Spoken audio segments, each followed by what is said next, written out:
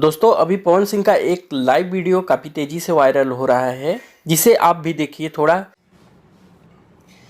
एक ठो रीजन से हम लाइव आइल बने।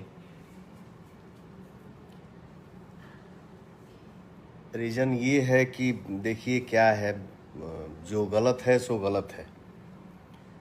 अगर हम ही से गलती हुआ है तो गलती हुआ है, और उस गलती के लिए हम आप लोगों के सामने आए हैं क्षमा मांगने के लिए कि भैया गलती केहू से हो जाला।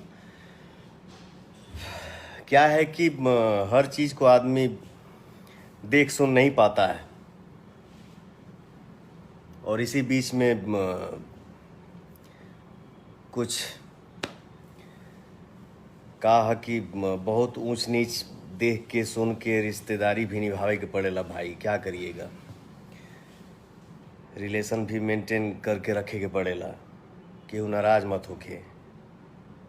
जी आपसे विनती है, हाथ जोड़ के बोल रहा हूँ, इस तरह का काम आप न करिए। मेहनत करिए, अपने मेहनत पे भरोसा रखिए।